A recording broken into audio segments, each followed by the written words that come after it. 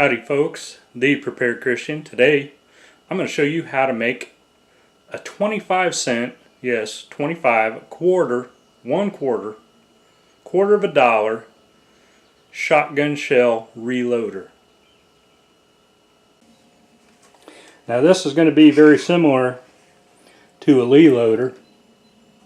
This one happens to be for 7.62 Russian that I have, but it's the same process, although this one costs 25 cents worth of materials. These ones cost $20 to $40 roughly. You can get these in just about every caliber imaginable.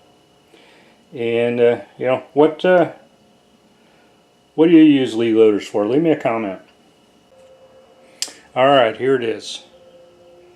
Homemade shotgun shell reloader. This one is for 410. You can make them 12 gauge. You can make them for any size shotgun shell.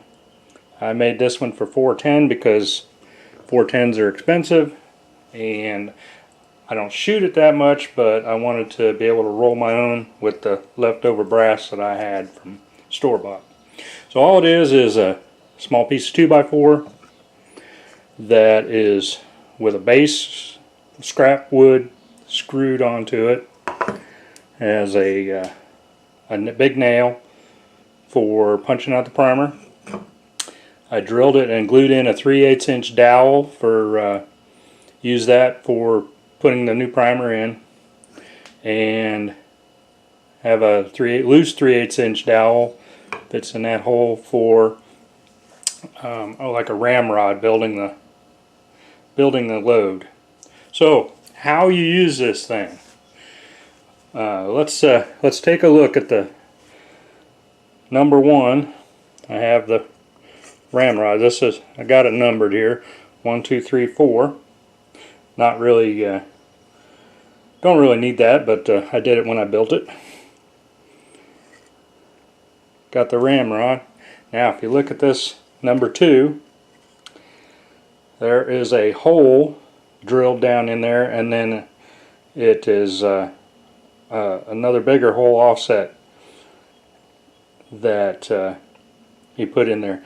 Now what that small hole is a little bit bigger than the primer, and then the big hole I can take and set my shotgun shell in there and knock it out. Now we take the spike and put it in here and find the center of the primer. I made the mistake the first time I did it. I missed the center of the primer and punched a hole in the brass, but as you can see, knocked that primer right out. Okay, and what I did, I would not do it again, is I drilled this little hole in here for the primer to fall out. Well, it doesn't really fall out, and it weakened the hole. So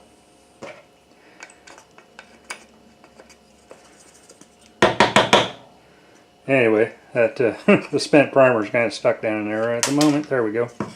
Spent primer fell out. So now you have a deprimed shotgun shell.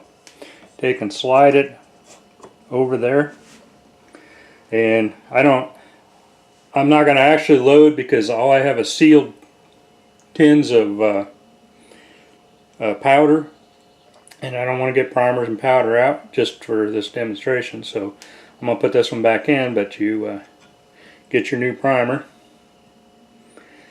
set there, take your ramrod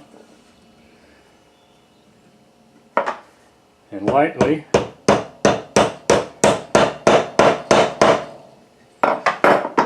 seat in the new primer. So we'll pretend that's a good primer. We have a primed shell.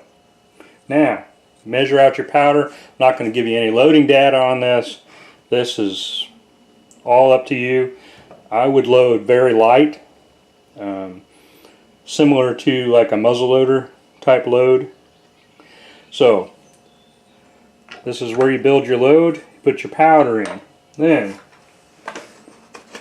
I've got these wads that I made at work with, these are chipboard wads, and they're just perfect for 410. I got about 6,000 of them in here that I use scrap chipboard at work, and I've got a paper drill at work that makes them. You can sharpen a pipe that's the right size and punch them out of leather. You can use cardboard, you can use chipboard like I did. So put your powder in, put the wad in, take the wad, push it down on the powder, and then you can, like a muzzle loader, you can take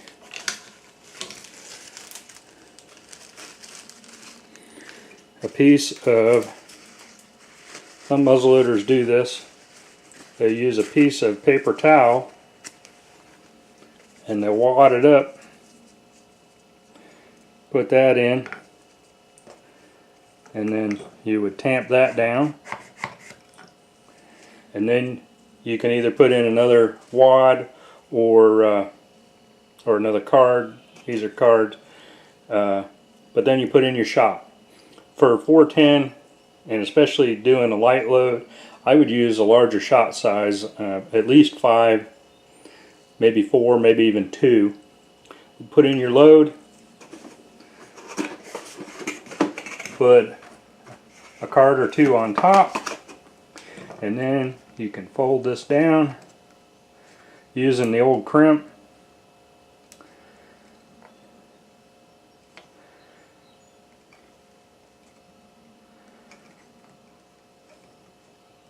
And these won't be pretty, and they probably won't cycle through a pump or an automatic. But you get that crimp down. This one's been loaded a couple times and it's getting wore out.